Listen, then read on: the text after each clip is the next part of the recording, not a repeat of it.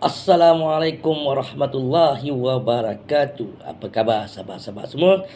Saya doakan semoga sahabat-sahabat semua berada dalam keadaan sihat walafiat, dipanjangkan umur, dimurahkan rezeki. InsyaAllah. Amin. Ya Rabbal Alamin. So, tadi pilihan raya pun dah diumumkan.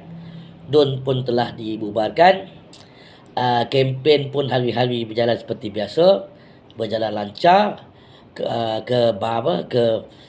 Hangatan berkempen semakin panas. Jadi saya mengharapkan kepada pengundi-pengundi, sekarang ni giliran kamu, giliran kamu yang mempunyai kuasa untuk memilih siapakah bakal menerajui kita, menerajui kerajaan untuk PRN akan datang ni. So, pengundi ingat, kamu mempunyai kuasa yang besar, mempunyai satu hak yang istimewa untuk mengundi kepada siapa yang rasa kamu nak undi. Jadi jangan tersalah undi, nanti akan merosakkan diri kita dan juga masyarakat akan datang. So, berhati-hatilah bila kita mengundi dan berhati-hatilah apabila kita memilih calon siapa yang kita nak pilih sebagai wakil kita. Jadi kita mintalah kepada pengundi-pengundi supaya lebih matang.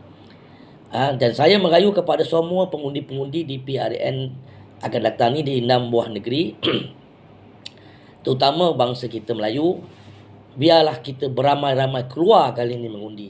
Jangan malas lah, jangan itulah, jangan bagi alasan yang kita keluar beramai-ramai. Seberapa ramai orang Melayu kita keluar mengundi untuk kita memastikan siapa yang bakal memimpin kita, yang bakal untuk menerajui kita dan juga yang bakal untuk menjadi wakil rakyat kita. So, keluarlah beramai-ramai, nasihat saya. So, yang saya dengar desas-desus beberapa hari setelah saya meneliti perdebatan antara Lokman Adam dengan Tun Faizal dan rakan-rakannya dalam Sinar punya program, saya lihat bahang makin terasa dalam pilihan raya negeri akan datang ni. Dan saya pun mendapat sedikit maklumat yang tak sahih tetapi boleh diguna pakai. Berkemungkinan sehabis saja pilihan raya kecil ni, pilihan raya negeri ni, kemungkinan akan ada satu perubahan yang drastik yang akan berlaku ke dalam negara kita. Ini adalah satu kebaikan kerana sahabat-sahabat kita nak perlukan satu kerajaan yang stable, kerajaan yang boleh mentadbir negara kita, yang boleh memberi kita satu kerajaan yang boleh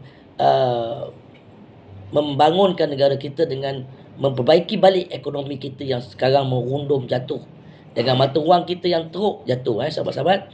So, di sinilah masanya untuk kita menggunakan kekuasaan kita sebagai rakyat, sebagai pengundi, untuk kita beramai-ramai keluar menentukan siapakah yang bakal menerajui negeri kita ataupun kerajaan kita untuk PRN akan datang ni.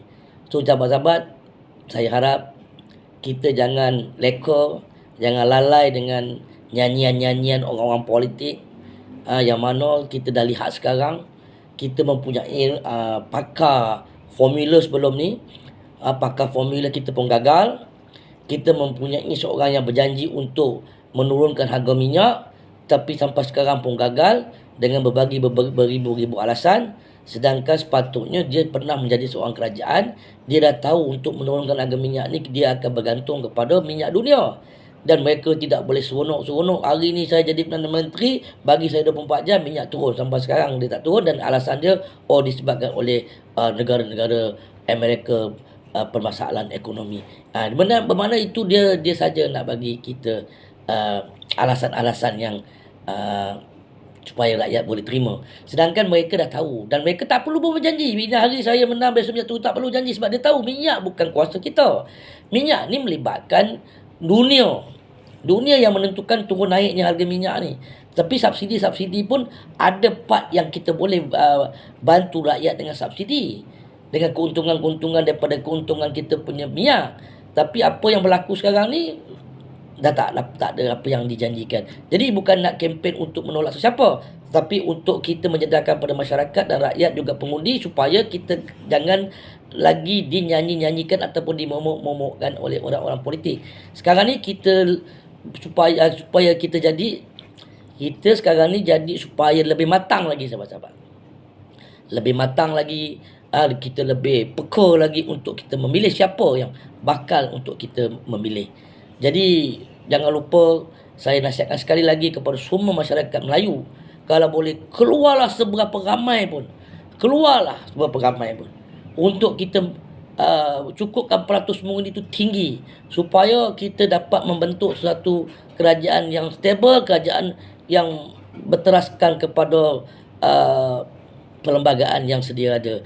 Yang betul-betul kerajaan yang peka kepada permasalahan rakyat dan juga negara.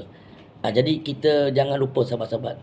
Kita tak sihat ke, kita kalau selagi boleh berjalan, kita pergi saja mengundi. Tak boleh jalan, panggil SPR, siapkan kursi roda, pergi juga mengundi. Kalau keluar boleh, beramai-ramai keluar, maksimum kasih keluar. Sebab sahabat-sahabat, kita jangan lupa, disebabkan kekurangan orang Melayu kita untuk keluar mengundi, bangsa lain akan mengambil kesempatan. Kita boleh lihat betapa tingginya pengundi bangsa-bangsa lain berbanding bangsa kita Melayu. Disebabkan oleh kita malas untuk keluar mengundi dan kesempatan ini diambil oleh bangsa-bangsa lain.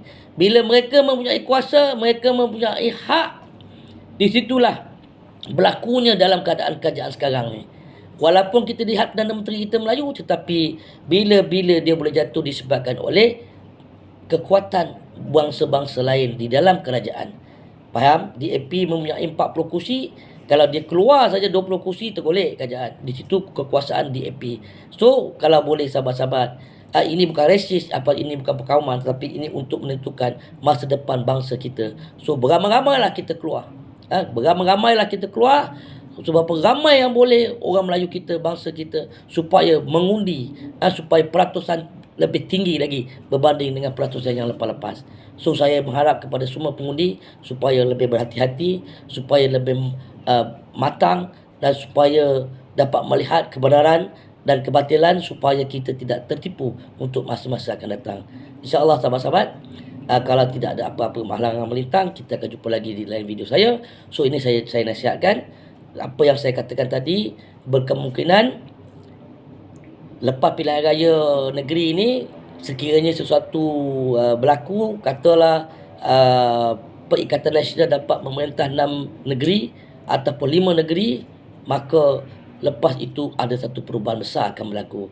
Ini bukan berita sahih, tapi saya boleh katakan apa yang saya dengar boleh dipercayai lah. Tapi itu jangan anggap sebagai satu rasmi sahabat-sahabat.